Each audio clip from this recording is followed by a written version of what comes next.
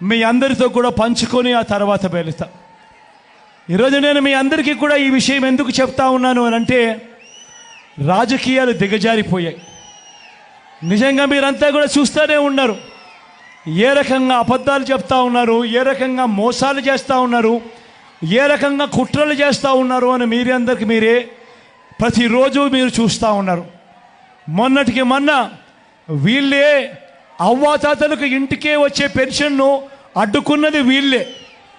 ఇదే చంద్రబాబు నాయుడు గారికి సంబంధించిన మనిషి నిమ్మగడ్డ రమేష్ అనే వ్యక్తి కేంద్ర ఎన్నికల కమిషన్కు ఆయనే లెటర్ రాశాడు.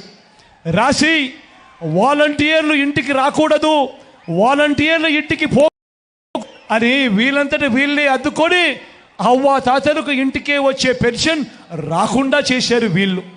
ఆ తర్వాత అవ్వాతాతలు పడిన అవస్థలు చూసి ఆ అవ్వాతాతలు చంద్రబాబు నాయుడు గారిని తిట్టకుండా తిడుతూ పోతే మళ్ళీ ఆ నెపాన్ని కూడా మీ బిడ్డ మీదనే వేస్తే భయంకరమైన అబద్ధాలు ఈరోజు మనం చూస్తూ ఉన్నాం. ఇదే మాదిరిగానే ఈ మధ్యకాలంలోనే ఇంకొక అబద్ధాన్ని కూడా ప్రచారం చేస్తూ ఉన్నారు. ల్యాండ్ టైటిలింగ్ యాక్ట్ మీద ప్రచారం చేస్తూ ఉన్నారు. మీ ఇంటికంతా ఫోన్లు కూడా చేస్తూ ఉన్నారు. మీ అందరికీ కూడా IVRS ద్వారా ఫోన్లు కూడా చేసి మీ భూములన్నీ జగన్ లాక్కుంటాడు అని చెప్పి ప్రచారం చేస్తూ ఉన్నాడు. నేను అడుగుతా ఉన్నా, ఇంత దిక్కుబాలిన రాజకీయాలు చేస్తూ ఉన్న ఈ చంద్రబాబు నువ్వు అసలు మనిషివేనా అని అడుగుతా ఉన్నాడు మీ బిడ్డ. ఈ సందర్భంగా మీ జగన్ మీ బిడ్డ భూములు ఇచ్చేవాడే కానీ భూములు లాక్కునేవాడు కాదు మీ బిడ్డ. అసలు చంద్రబాబు నాయుడు అడుగుతా ఉన్నా, అయ్యా అసలు నీకు ల్యాండ్ టైటిలింగ్ యాక్ట్ అంటే ఏమిటో తెలుసా చంద్రబాబు అని అడుగుతా ఉన్నా. అసలు ల్యాండ్ టైటిలింగ్ యాక్ట్ అంటేనే దాని అర్థం ఏమిటి అని అంటే, భూముల మీద సంపూర్ణ హక్కులు రైతన్నలకు ఎల్లవేళలా ఉండేట్టుగా ఒక యాక్ట్ చేయడమే, దాన్నే ల్యాండ్ టైటిలింగ్ యాక్ట్ అంటారు చంద్రబాబు. ఫస్ట్ అది తెలుసుకో అని అడుగుతా ఉన్నా. ఇవాళ ఇదే పెద్ద మనిషి చంద్రబాబు నాయుడు గారు చేస్తూ ఉన్న తప్పుడు ప్రచారాలకు ప్రతి ఒక్కరికి తెలిసి ఉండాలి. కాబట్టి ఈరోజు మీ అందరితో కూడా ఒక 2 నిమిషాలు దాని గురించి చెబుతా. ఈ ల్యాండ్ టైటిలింగ్ యాక్ట్ అన్నది రాబోయే రోజుల్లో ఒక పెద్ద సంస్కరణ అవుతుంది. ఎందుకంటే ఈరోజు ఏ భూమి ఎక్కడ కొనాలనుకున్నా కూడా ఆ భూములన్నిటిలో కూడా ఈరోజు వివాదాలు ఉన్నాయి. ఆ భూముల్లో ఎక్స్టెంట్ అన్నా తక్కువ ఉంటుంది, సబ్ డివిజన్ అన్నా జరగకపోయి ఉంటుంది, సర్వేలన్నా జరగకపోయి ఉంటాయి, రికార్డులన్నీ అప్డేట్ కాకపోయి ఉంటాయి. వీటి అన్నిటి వల్ల భూ వివాదాలు పెరిగి ఇవాళ రైతన్నలు ప్రజలు అందరూ కూడా కోర్టుల చుట్టూ తిరిగే కార్యక్రమం, అధికారుల చుట్టూ తిరిగే కార్యక్రమం జరుగుతూ ఉంది.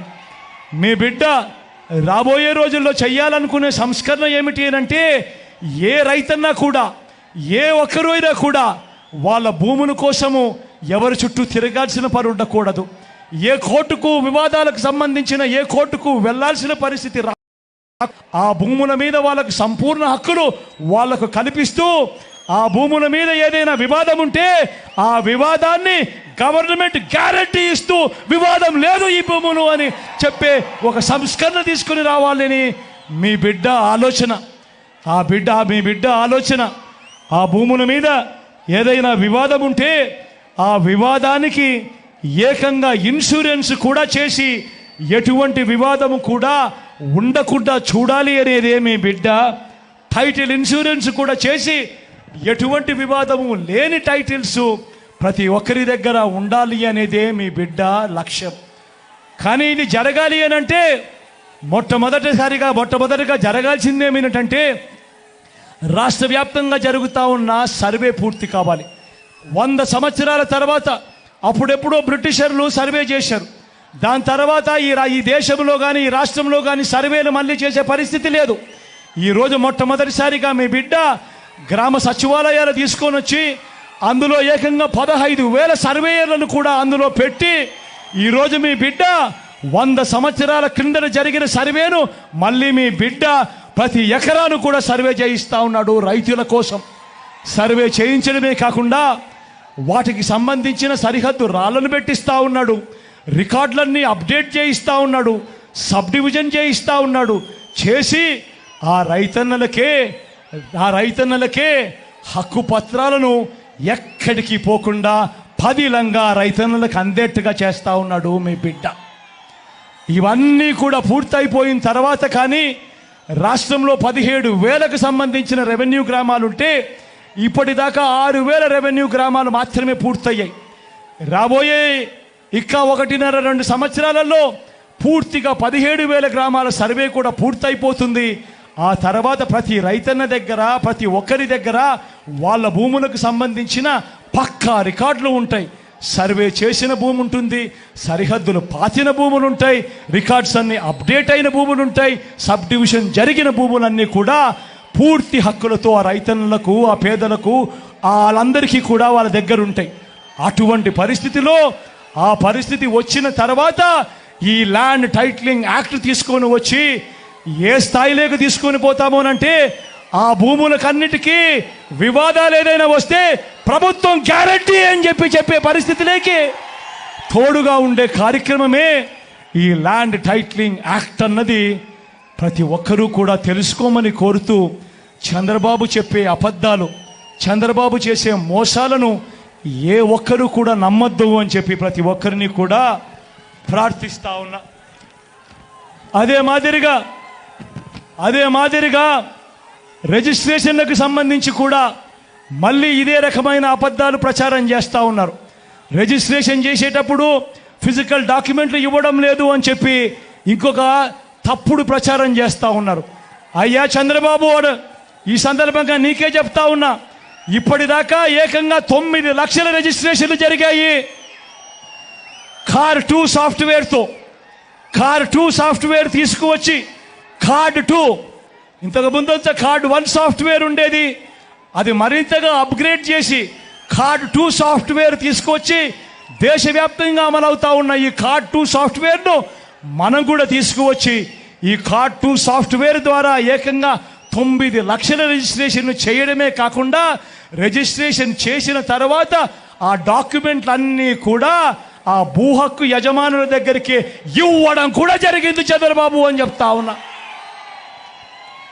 మరింతగా ఫెసిలిటేట్ చేస్తూ, మరింతగా కూడా దీన్ని సునాయాసం చేస్తూ, ఏ ఒక్కరికి ఏ సమస్య ఉండకూడదని పట్టాలు రాసుకునేటప్పుడు పత్రాలలో తప్పు అని ఏకంగా పత్రాలకు సంబంధించిన ఫార్మాట్ కూడా ఆన్లైన్లో అవైలబుల్గా చేస్తూ, ఏ ఒక్కరైనా కూడా అమ్మాలనుకున్నా, కొనాలనుకున్నా ఆ ఫార్మాట్ను డౌన్లోడ్ చేసుకొని ఆ ఫార్మాట్లో వాళ్ళకు సంబంధించిన వివరాలన్నీ కూడా నింపి ఆ తర్వాత సబ్ రిజిస్టర్ ఆఫీసుకు వాళ్ళు వెళ్ళి ఆ డాక్యుమెంట్లన్నీ తీసుకొని వెళ్ళి ఆ తర్వాత అక్కడ సబ్ రిజిస్టర్ ఆఫీసులో మిగతా ఏలుముద్రలు మిగతాటివన్నీ కూడా పూర్తి చేసి రిజిస్ట్రేషన్ కంప్లీట్ చేసి ఆ తర్వాత ఆ ఫిజికల్ డాక్యుమెంట్లు మళ్ళీ మీకే ఇచ్చే కార్యక్రమం కూడా జరుగుతూ ఉంది. చంద్రబాబు తెలుసుకోవాలని అడుగుతా ఉన్నా.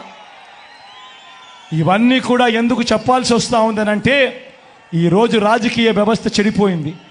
ఏకంగా ఇళ్లకు ఫోన్ చేస్తూ ఉన్నారు. ఫోన్ చేసి ఇలాంటి తప్పుడు ప్రచారాలు, తప్పుడు అబద్ధాలు ఇవాళ చెప్తా ఉన్నారు. ఇంతటి దారుణంగా జరుగుతూ ఉన్నాయి. కాబట్టి మీ అందరితో కూడా నేను కోరేది ఒకటే, వీళ్ళు చెప్తా ఉన్న అబద్ధాలన్నీ నమ్మకండి, వీళ్ళు చెప్పిన మోసాలన్నీ కూడా ఏ ఒక్కరూ నమ్మొద్దండి. మీ అందరికీ కూడా నేను ఒకటే చెప్తా ఉన్నా, మీ బిడ్డ వల్ల మీ ఇంట్లో మీ అందరికీ కూడా మంచి జరిగి ఉందా లేదా అన్నది మాత్రమే కొలమానంగా తీసుకోండి అని అడుగుతా ఉన్నా. మీ బిడ్డ వల్ల మీ ఇంట్లో మీకు మంచి జరిగి ఉంటే మాత్రం మీ బిడ్డకు మీరే సైనికులుగా నిలబడి అని చెప్పి మాత్రం మీ బిడ్డ కోరుతా ఉన్నాడు. మీ అందరితో కూడా ఈ విషయాలు చెప్పాల్సిన అవసరం ఉంది. కాబట్టి ఈ సందర్భంగా మీ అందరికీ కూడా తెలియజేస్తా ఉన్నాను అని తెలియజేస్తూ మీ చల్లని దీవెనలకు, ఆశీస్సులకు మరొకసారి హృదయపూర్వకంగా 2 చేతులు జోడించి కృతజ్ఞతలు తెలుపుకుంటూ సెలవు తీసుకుంటా ఉన్నా.